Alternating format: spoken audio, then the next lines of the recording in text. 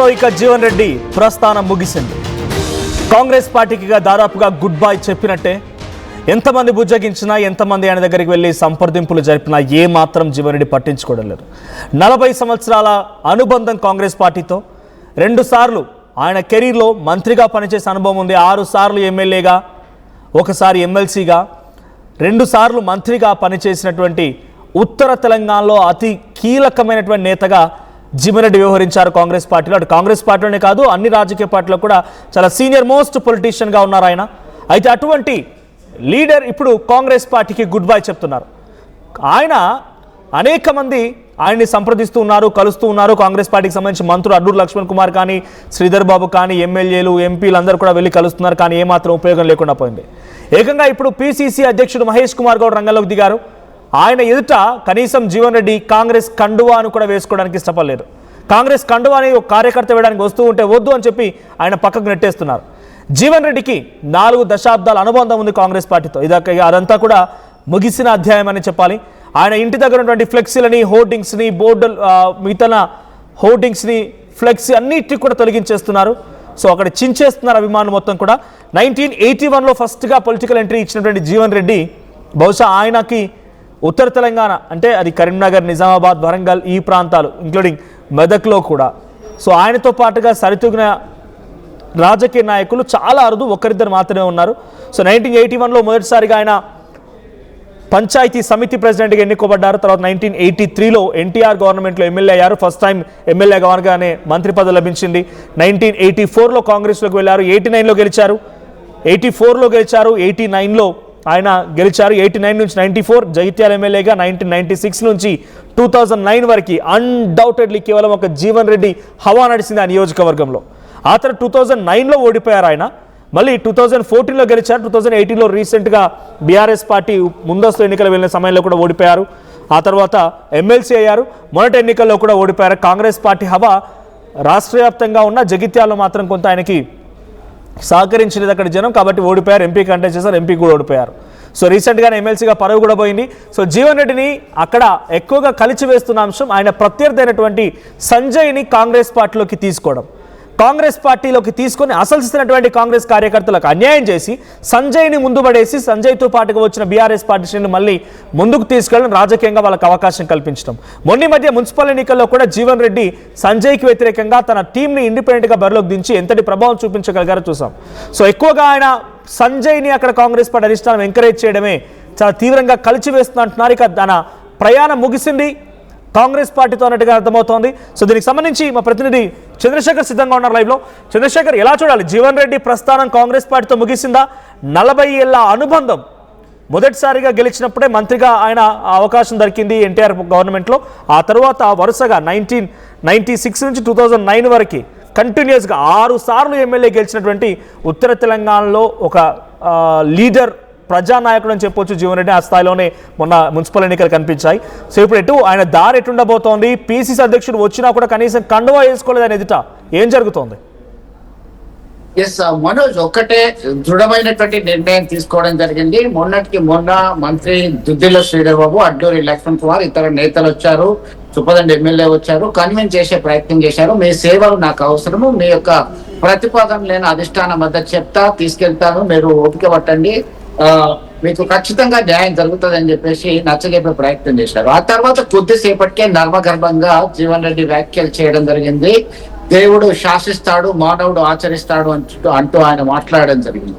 తన నిర్ణయం ఆల్రెడీ తీసుకున్నానని చెప్పడం జరిగింది. కొద్దిసేపటి క్రితమే తెలంగాణ ప్రదేశ్ కాంగ్రెస్ కమిటీ చీఫ్ మహేష్ కుమార్ గౌడ్, అలాగే all India Congress committee secretary Sachin, Vemulawada MLA ప్రభుత్వ విప్ ఆర్ శ్రీనివాస్ తదితరులు వచ్చి దాదాపు 2 గంటల పాటు జీవన్ రెడ్డితో మంతనాలు జరపడం జరిగింది. మీరు పార్టీలో ఉండండి, మీకు మంచి గౌరవం, ప్రాధాన్యత ఖచ్చితంగా ఉంటుంది అంటే ఆయన ఈ 2 గంటల సమయంలో మీరు ఈ గతంలో ఢిల్లీకి తీసుకెళ్లారు, అధిష్టానంతో మంతనాలు జరిపించారు, అప్పుడు ఇచ్చినటువంటి హామీలు ఏమైనాయి, అడుగు అడుగున అవమానాలు ఎదుర్కొంటూ నేను ఎన్ని రోజులు ఇది భరించాలి, ఈ సమయంలో ఇంత సుదీర్ఘ రాజకీయ అనుభవం ఉన్నటువంటి జీవన్ రెడ్డి లాంటి నేతలు దీన్ని జీర్ణించుకోలేకపోతున్నారు. రేవంత్ రెడ్డి అంటే నాకు గౌరవమే, అయినప్పటికీ ఆయన వల్లే నాకు అన్యాయం జరిగింది అంటూ ప్రత్యక్షంగా పరోక్షంగా మండిపడడం జరిగింది. ఖచ్చితంగా ఆయన నిర్ణయం తీసేసుకున్నారు.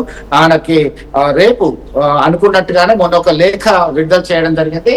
40 ఏళ్ల సుదీర్ఘ రాజకీయ ప్రస్థానంలో నా వెంట నడిచినటువంటి మిత్రులు, శ్రేయాభిలాషులు, కార్యకర్తలు, నా నియోజకవర్గ ప్రజలు అందరూ నాకు అండదండలు అందించారు. భవిష్యత్తులో సైతం మీ యొక్క సహాయ సహకారాలు ఇలా ఉంటాయని చెప్పేసి నేను భావిస్తున్నాను. మీ సలహాలు సూచనలు అన్ని ఇవ్వడానికి మీరు తరలి రండి. అంటే ఈ నెల 25వ తేదీ ఉదయం 10 గంటలకి బండారి గార్డెన్ జగిత్యాల నుంచి గోలపల్లి వెళ్లే రోడ్ లో ఉంటుంది. అక్కడ ఒక ముఖ్య కార్యకర్తల సమావేశం ఏర్పాటు చేయడం జరిగింది మనోజ్. దానిలో భాగంగా తన యొక్క రాజీనామాని ప్రకటిస్తాడు, రాజీనామా చేసేస్తారు. ఆ తర్వాత భవిష్యత్ కార్యాచరణ తీసుకోవడానికి సైతం అది అనువైనటువంటి వేదికగా భావిస్తున్నటువంటి పరిస్థితి. పిసిసి అధ్యక్షుడు మహేష్ కుమార్ గౌడ్ కూడా అదే ఉమ్మడి నిజామాబాద్ జిల్లాకు సంబంధించిన వ్యక్తి, నిజామాబాద్ ఎంపీగా కూడా కంటెస్ట్ చేశారు జీవన్ రెడ్డి. సో ఆయన సైతం కన్విన్స్ చేసే ప్రయత్నం చేశారు, కానీ ఏమాత్రం కన్విన్స్ అవ్వడం లేదు. అసలు జీవన్ రెడ్డి ఉద్దేశం ఏంటి, ఆయన డిమాండ్ ఏంటి, దాన్ని పరిష్కరించడంలో ఎక్కడ కాంగ్రెస్ ఫెయిల్ అవుతుందని చూడాలి. అంటే 40 ఏళ్ల ప్రస్థానం ఉన్నటువంటి జీవన్ రెడ్డిని ఇప్పుడు పార్టీ మిస్ అవుతుందనంటే కొత్తగా ఉన్నటువంటి ఇప్పుడు కార్యకర్తలు కానీ లేకుంటే పార్టీ కోసం కష్టపడేటువంటి నాయకులు కానీ డెఫినెట్గా ఒక ఆలోచనకు వస్తారు. జీవన్ రెడ్డి లాంటి వాళ్ళకే ఒక తీరని అన్యాయం జరిగింది, మనం ఎంత, మన లెక్కెంత అనే రకం కూడా వాళ్ళు ఆలోచించే అవకాశం ఉంది. ఒక తప్పుడు ఇంటెన్షన్, తప్పుడు భావన కార్యకర్తలకు వెళ్తుంది. పిసిసి అధ్యక్షుడు మహేష్ కుమార్ గౌడ్ జీవన్ రెడ్డిని ఒప్పించడంలో, మెప్పించడంలో, తన సమస్యను పరిష్కరించడంలో విఫలమయ్యారా? మనోజ్, ఖచ్చితంగా మీరు అన్నట్టుగా గత ఈ సమస్య ఎప్పుడు స్టార్ట్ అయింది అంటే డాక్టర్ సంజయ్ కుమార్ జగిత్యాల ఎమ్మెల్యే ఎప్పుడైతే తాను బీఆర్ఎస్ పార్టీ ఎమ్మెల్యేగా గెలిచిన తర్వాత కాంగ్రెస్ పార్టీలో చేరిపోయారు. కాంగ్రెస్ పార్టీలో చేరినప్పటి నుంచి ఈ సమస్య స్టార్ట్ అయింది. ఎందుకంటే ముఖ్యమంత్రి ఆదేశాలన్నీ అధికారులకు కావచ్చు, ప్రత్యక్షంగా పరోక్షంగా ఇక్కడ ఎమ్మెల్యే మాటనే చెల్లుబాటు అవుతుంది అని చెప్పేసి సూచించడం జరిగింది. మీరు మీ పని చేసుకుపోండి, మీకు ఏమీ అడ్డంకులు లేవు, మీకు అండగా నేను ఉంటాను అని ఒక అష్యూరెన్స్ ఇవ్వడం జరిగింది. అప్పటి నుంచి స్టార్ట్ అయింది జీవన్ రెడ్డిలో. అంటే 10 సంవత్సరాల గతంలో వారు అధికారంలో ఉన్నారు. బీఆర్ఎస్ పార్టీ వాళ్ళు అధికారంలో ఉన్నప్పుడు మమ్మల్ని కాంగ్రెస్ పార్టీ కార్యకర్తల్ని, తన అనుచరులని అందరినీ వేధించారు, అక్రమ కేసులు బనాయించారు. ఆ తర్వాత ఇప్పుడు కాంగ్రెస్ పార్టీ అధికారంలోకి వచ్చింది, ప్రభుత్వంలో ఉన్నాము, నేను ఓడిపోయాను అఫ్ కోర్స్, కానీ మళ్ళీ మొదలైంది. ఈయన మా పక్షాన చేరిండు, ఒక పార్టీ నుంచి విజయం సాధించి మరొక పార్టీలో చేరితే ఒకవైపు రాహుల్ గాంధీ పుస్తకం రాజ్యాంగం పట్టుకొని పాదయాత్ర చేస్తుంటాడు, చెప్తుంటాడు పార్టీ ఫిరాయింపుల నిరోధక చట్టం ప్రకారం ఖచ్చితంగా ఒక పార్టీ నుంచి విజయం సాధించి మరొక పార్టీలో చేరినటువంటి వ్యక్తులని డిస్క్వాలిఫై చేయాలి. యాంటీ డిఫెక్షన్ లా పార్టీ ఫిరాయింపుల నిరోధక చట్టం 1985లో అమలులోకి వచ్చింది. అది 10వ షెడ్యూల్లో రాజ్యాంగంలో చేర్చడం జరిగింది 52వ రాజ్యాంగ సవరణ ద్వారా. దాన్ని ఖాతరు చేయాల్సిన అవసరం లేదా అంటూ ఆయన తనదైన స్టైల్లో చాలా సార్లు మండిపడడం జరిగింది. దీనిలో భాగంగా ఒకటే చెప్తున్నారు, నాకు గౌరవం లేదు, మర్యాద లేదు. మొన్నటికి మొన్న మున్సిపల్ ఎన్నికల్లో సైతం తన యొక్క అనుచరులకి, కార్యకర్తలకి టికెట్ ఇప్పించుకునేటువంటి స్థితిలో నేను లేను. బీఆర్ఎస్ పార్టీ వాళ్ళు ఆయన బీఆర్ఎస్ పార్టీలో ఉన్నా అని చెప్తున్నాడు, ఆయన కాంగ్రెస్ పార్టీ బీఫామ్ టికెట్లు ఎట్లా ఇస్తాడు అని చెప్పేసి కుండబద్దలు కొట్టారు జీవన్ రెడ్డి. దీనిలో భాగంగానే కొద్దిసేపటి క్రితం మహేష్ కుమార్ గౌడ్ వచ్చినప్పటికీ ఆయన కన్విన్స్ కాలేకపోయారు. తన ఇంటి ముందు ఉన్నటువంటి బోర్డు ఇందిరా భవన్ ఏదైతే ఉందో దాన్ని సైతం తొలగించారు, ఫ్లెక్సీలు తొలగించారు. మనకు తెలుసు ఉగాది, శ్రీరామనవమికి సంబంధించి ముందు కాంగ్రెస్ పార్టీకి సంబంధించినటువంటి చిత్రాలతో ఉన్నటువంటి ఫ్లెక్సీలు అన్ని కూడా తొలగించారు. చంద్రశేఖర్, కేవలం జీవన్ రెడ్డి నియోజకవర్గంలోనే కాదు, మొత్తంగా 10 నియోజకవర్గాల్లో కూడా ఇదే రకమైనటువంటి ఫిరాయింపు జరిగింది. అక్కడ కొత్తగా జాయిన్ అయిన వారే డామినేట్ చేస్తున్నారు. అఫ్కోర్స్ జేహెచ్ఎంసీ పరిధిలో ఉన్న వాళ్ళు కూడా ఉన్నారు. జేహెచ్ఎంసీ ఎలక్షన్స్ వచ్చిన తర్వాత ఆ వ్యవసనాలు ఏంటి, లేకపోతే జీవన్ రెడ్డి మాదిరిగానే ఇక్కడ ఆల్రెడీ ఉన్నటువంటి కాంగ్రెస్ పార్టీ నేతలు ఏమైనా ఇబ్బంది పడ్డారని బయటపడే అవకాశం ఉంది. కానీ బండ్ల కృష్ణమోహన్ రెడ్డి ఆయన గద్వాల ఎమ్మెల్యేగా ఉన్నారు, అక్కడ ఇటువంటి సమస్య తలెత్తలేదు.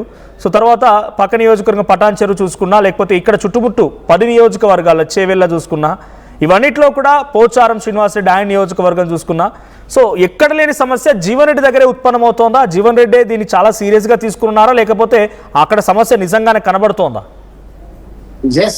మనోజ్, మీరు అన్నట్టుగా మిగతా 10 ప్రాంతాల్లో పార్టీ ఫిరాయించినప్పటికీ అక్కడ లేని సమస్య ప్రధానంగా జగిత్యాలలోనే రావడానికి ప్రధానమైనటువంటి కారణం ఏంటి అంటే ఒక అండర్స్టాండింగ్ అనేది లేదు. ఎందుకు లేదు అంటే ఆయన బద్ద శత్రువులాగా డాక్టర్ సంజయ్ కుమార్, జీవన్ రెడ్డి లాంటి వాళ్ళు దేకింగే అనేటువంటి స్టైల్లో దశాబ్ద కాలం నుంచి ఉన్నారు. 2014లో జీవన్ రెడ్డి వర్సెస్ సంజయ్ కుమార్, జీవన్ రెడ్డి ఎమ్మెల్యేగా విజయం సాధించారు. ఆ తర్వాత 2019లో మళ్ళీ ఆయన విజయం 18లో జరిగినటువంటి శాసనసభ ఎన్నికల్లో డాక్టర్ సంజయ్ కుమార్ విజయం సాధించారు. ఆ తర్వాత మళ్ళొకసారి వరుసగా రెండవసారి డాక్టర్ సంజయ్ కుమార్ విజయం సాధించారు. 2019లో జరిగినటువంటి MLC graduate constituency Karimnagar, Adilabad, Medak, Nizamabad సంబంధించిన పట్టభద్రుల నియోజకవర్గం నుంచి జీవన్ రెడ్డి విజయం సాధించడం జరిగింది.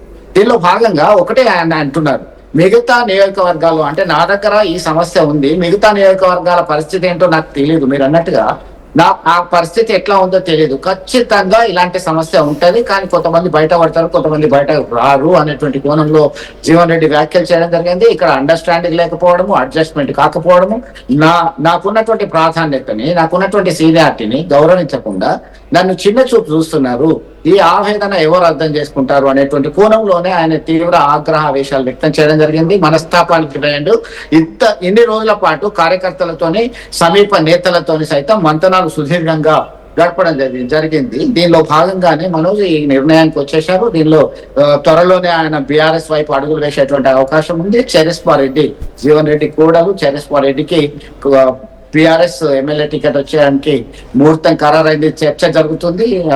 రాబోయే అసెంబ్లీ ఎన్నికల్లో మనకు తెలుసు, తెలంగాణ రాష్ట్ర శాసనసభకి 179 ఆఫ్టర్ డిలిమిటేషన్ శాసనసభ సభ్యుల సంఖ్య, ఎమ్మెల్యేల సంఖ్య పెరిగే అవకాశం ఉంది. 33% రిజర్వేషన్స్ అయితే ఉంటుంది. కట్ చేస్తే ఇప్పుడు జీవన్ రెడ్డి ఇప్పటికిప్పుడు తన నిర్ణయం తీసేసుకున్నారు. రేపు రాజీనామా చేయడం పక్కాగా కనబడుతుంది. Right, thank you Chandrashekar. So మొత్తంగా జగిత్యాల మాజీ ఎమ్మెల్యే, మాజీ మంత్రి, మాజీ ఎమ్మెల్సీ, 6 సార్లు ఎమ్మెల్యే, 2 సార్లు మంత్రి, ఓసారి ఎమ్మెల్సీ, కాంగ్రెస్ పార్టీలో సుదీర్ఘ కాలం పాటుగా అత్యధిక సీనియారిటీ ఉన్న వ్యక్తి, చాలా రోజుల పాటుగా కాంగ్రెస్ పార్టీలో ఇప్పుడున్నటువంటి ఎమ్మెల్యేలతో కూడా పోలిస్తే ముఖ్యమంత్రి రేవంత్ రెడ్డి సైతం. సో కాంగ్రెస్ పార్టీలో ఎక్కువగా ట్రావెల్ చేసింది, కాంగ్రెస్ పార్టీ హస్తం గుర్తుపై పోటీ చేసి గెలిచినటువంటి వ్యక్తి జీవన్ రెడ్డి. ఇక 40 ఏళ్ల ప్రస్థానానికి ఎండ్ కార్డ్ పడింది. గుడ్ బై చెప్తున్నారు ఆయన. త్వరలోనే బీఆర్ఎస్ పార్టీ వైపుగా అడుగులు వేస్తున్నాయి. సో బీఆర్ఎస్ పార్టీలో తను జాయినింగ్ కన్ఫర్మ్ అయినట్టుగా తెలుస్తోంది. ఇక ఇప్పటికే ఈరోజు ఉదయాన్నే పీసీసీ అధ్యక్షుడు మహేష్ కుమార్ గౌడ్ కూడా వెళ్ళి జీవన్ రెడ్డి కలిసినప్పటికీ ఏమాత్రం కూడా వాళ్ళ మధ్య చర్చలు, ఒక మంచి ఫ్రూట్ఫుల్ డిస్కషన్ జరగలేదు. ఫైనల్గా రిజల్ట్ ఏంటంటే ఇంటి ముందు ఫ్లెక్సీలు చినగడం, హోర్డింగులు చినిగిపోవడం, ఇంటి ముందు ఏమాత్రం కూడా కాంగ్రెస్ పార్టీ ఆనవాళ్ళు కూడా కనిపించకుండా పోవడం. సో ప్రస్తుతానికి జీవన్ రెడ్డి అన్ని రకాల డిసిషన్ తీసుకున్నారు. కాంగ్రెస్ పార్టీలో చేరబోతున్నారు, కాంగ్రెస్ పార్టీలో చేరి బీఆర్ఎస్లో చేరబోతున్నారు, బీఆర్ఎస్ పార్టీలో చేరి ఆయన కోడలు చరిస్మా రెడ్డిని మళ్ళీ ఎమ్మెల్యేగా పోటీ చేయించడానికి కూడా సిద్ధమైనట్టు తెలుస్తోంది. సో నిజంగానే జగిత్యాల్లో జీవన్ రెడ్డి కనుక బీఆర్ఎస్లో చేరితే మీ సపోర్ట్ ఎవరికి ఉండబోతోంది? కాంగ్రెస్లో చేరిన సంజయ్కా, బీఆర్ఎస్లో చేరబోతున్న జీవన్ రెడ్డికా? మీ సపోర్ట్ ఎవరికో కామెంట్ చేయండి. మిత్రులు మహేష్ గౌడ్ గారు కానీ, శ్రీధర్ బాబు గారు కానీ, ఎవరు వచ్చినా కానీ ఎదుగుతుందో, వారు వ్యక్తిగతంగా అభిమానం కానివ్వండి, పార్టీ పెద్దలుగా ఎదుగుతుందో, అతను వీళ్ళ కాంగ్రెస్ పనులు కొనసాగడానికి కొరకు ఎదుగుతుందో వారి అభిప్రాయం చెప్పి కొంత నన్ను సంయమనం పాటించడానికి వచ్చి ఉండొచ్చు. కానీ వాళ్ళ అసలు సమస్యకు పరిష్కారం అనేది వాళ్ళ దగ్గర లేదు, నా దగ్గర. ఇప్పుడు ఏమైనా సమస్యకు పరిష్కారం అనేది ఉండాలి. ఆ సమస్యకి ఏది ఇస్తుందో పరిష్కారం ఇవాళ ఈ ఊరడింపులకు వచ్చిన దగ్గర లేదు. సరే, నన్ను అడిగినా నా దగ్గర కూడా లేదని చెప్పండి, టు బి ఫ్రాంక్. ఎందుకంటే అది దాటిపోయింది. అది దాటిపోవడానికి కారకులు ఎవరు కూడా ఆలోచన చేసుకోవాలని చెప్పి అంటున్నాను. నేను పార్టీ మారడం కొంత ఇబ్బందికరమైన ఒక అంశం. రేపు భవిష్యత్తు నేను రాజకీయంగా ఏ నిర్ణయం తీసుకున్నా కానీ నాకు ఈ 4 దశాబ్దాల కాంగ్రెస్ పార్టీ అనుబంధం, గౌరవం నేను ఏ మేర పొందగలుగుతా కూడా ఊహించలేనని చెప్పంటున్నాను. కానీ ఏది అవుతుందో మరి పరిస్థితి అది ఊహించరాంది అయిపోతుందని చెప్పండి. కాబట్టి ఇంతవరకు 4 దశాబ్దాలుగా నన్ను వెన్నంటి వీళ్ళకేళ్ళు నియోజకవర్గానికి పరిమితం కాకుండా రాష్ట్ర స్థాయిలో నా గౌరవం ఇనుమడింపజేయబడే విధంగా, నాకు వెన్నంటి నిలిచినటువంటి ఒక నా రాజకీయ సహచరులు, నేను ముఖ్యంగా చెప్పంటున్నా అన్నాడుసే కార్యకర్తలు, నేనన్నా వాళ్ళ కుటుంబ సభ్యులు అని చెప్పిన రాజకీయ సహచరులు అని చెప్పంటున్నా. But for them today I'm at this stage అని చెప్పంటున్నా. రాజకీయంగా ఒడిదుడుకులు, గెలుపు ఓటములు ఇంకా చూసా. కానీ ఎన్ని ఒడిదుడుకులు ఎదురైనా కానీ, ఎన్ని గెలిపోవటంలో ఎదుర్కొన్నా కానీ, ఇన్నడు కూడా ఏదైతుందో నా వెన్నంటున్నారు, నాకు ఆత్మస్థైర్యం చెప్పిండ్రు, మనోబలం అన్ని విధాలు సమకూర్చిందని చెప్పంటున్నా. ఇలా రాష్ట్ర స్థాయిలో ఏదైతుందో జగిత్యాల నియోజకవర్గానికి కాంగ్రెస్ పార్టీ పరంగా ఒక గుర్తింపు, ఒక ఐక్యతకి చిహ్నం జగిత్యాలు తీసుకుంటారు ఎవరైనా కానీ చెప్పండి. రాష్ట్ర స్థాయిలో జగిత్యాల నియోజకవర్గం ఐక్యత చిహ్నం తీసుకోవడం, అంత ఐక్యంగా ఇక్కడ పార్టీని రూపొందించుకోవాలని చెప్పి అంటాడు. మరి ఇటువంటి పరిస్థితులలో సరే భవిష్యత్తు మార్గం పయనం ఏ విధంగా ఉంటుంది, ఏది ఉన్నా కానీ మనిషికి కావాల్సింది రాజకీయ ప్రజాజీవితంలో గౌరవం కావాలి. ఆ గౌరవం పొందలేనప్పుడు ఎవరం కూడా ఏదైతుందో ప్రజా జీవితంలో కొనసాగడం అనేది సాధ్యం కాదు. ఈ సిచ్యువేషన్ 15th నాడే ఇప్పుడు సచిన్ సావంత్ ఎవరైతే సెక్రటరీ గారు వచ్చిందో నెంబర్ 15th of Feb చెప్పాను నేను. మున్సిపల్ ఎన్నికల చైర్మన్ ఎంపికకి సంబంధించి ఏదైతుందో నా అభిప్రాయం చెప్పాను నేను. అభ్యర్థిగా ఎవరిని ఎంపిక చేస్తే బాగుంటుంది, కాంగ్రెస్ పార్టీకి అనుబంధంగా మొదటి నుండి ఎవరినో వాళ్ళు చేస్తే బాగుంటుంది, క్రమశిక్షణకు కట్టుబడి ఉన్నటువంటి ఒక నాయకులు చేస్తే బాగుంటుంది సూచించాను. సరే అల్టిమేట్ గా డిసిషన్ ఏది ఉన్నా కానీ I will avoid by it అని చెప్పాను. అల్టిమేట్ గా డిసిషన్ ఏది ఉన్నా I will avoid by it. కేవలం కాంగ్రెస్ పార్టీ బీఫామ్ మీద ఎంపికైన వారితో కాకుండా వారితో పాటుగా నేను సమర్థించిన ఇండిపెండెంట్లు కూడా తప్పకుండా కాంగ్రెస్ పార్టీ అధిష్టాన నిర్ణయం కట్టుబడి ఉంటారు. కానీ తదుపరి భవిష్యత్తు నా నిర్ణయం ఏ విధంగా ఉండబోతుందో నేను కూడా మరి ఊహించే పరిస్థితులు లేను. దీని తదుపరి నేను తీసుకుపోయే నిర్ణయం ఏ విధంగా ఉంటుందో నేను ఊహించే పరిస్థితులు లేను. It's only left to my fate. ఇవాళ విధికి నేను వదిలేయాల్సి వస్తుంది. కర్మ సిద్ధాంతం కర్మ ఎటు తీసుకెళ్తుందో నాకు తెలియదు. బట్ నా నిర్ణయం మాత్రం ఏదైతుందో నేను అప్పుడే చెప్పాను. నేను వాళ్ళ సెక్రటరీకి చెప్పా, ఈ మున్సిపల్ చైర్పర్సన్ ఎంపిక వరకు మాత్రం ఏదైతుందో తప్పకుండా పార్టీ నిర్ణయం కట్టుబడి తదుపరి ఏదైతుందో నిర్ణయం ఏ విధంగా ఉంటుందో నేను కూడా ఊహించే పరిస్థితులు లేను. మీరు కూడా దయచేసి ఏదైతుందో నా నిర్ణయం ఏ విధంగా ఉంటుందో మీరు ఊహించకండి. రాజీనామా చేసినాక మిత్రులు అని ప్రజాక్షేత్రం పోదా ఉన్నారు. ప్రజాక్షేత్రం పోయిన తర్వాత ఏముంటుందో చూద్దాం. మీరు ప్రజా సేవ చేయడానికి రాజకీయ పార్టీ అండ ఉంటే బాగుంటుంది, ఎవరైనా భావిస్తామని ఎట్లుంటో చూద్దాం బాబు. మిత్రులు మహేష్ గౌడ్ గారు కానీ శ్రీధర్ బాబు గారు కానీ ఎవరు వచ్చినా కానీ ఏదైతుందో వారు వ్యక్తిగతంగా అభిమానం కానివ్వండి, పార్టీ పెద్దలుగా ఏదైతుందో అతను కాంగ్రెస్ పార్టీ కొనసాగడానికి కొరకు ఏదైతుందో 63 సీట్లు కాంగ్రెస్ పార్టీ గెలుచుకోవడం, ఆనాడున్న పరిస్థితుల దృష్ట్యా కొన్ని సమీకరణలు జరగడము, వాటి పర్యవసరంగా జీవన్ రెడ్డి గారు ఇబ్బందులకు గురైనారు. ఇంత సుదీర్ఘ అనుభవం ఉండి ఈ వయసులో కొంత బాధపడ్డాడు. కొన్నిసార్లు కొన్ని నిర్ణయాలు రాజకీయంగా తీసుకున్నప్పుడు కొన్ని ఇబ్బందులు వస్తా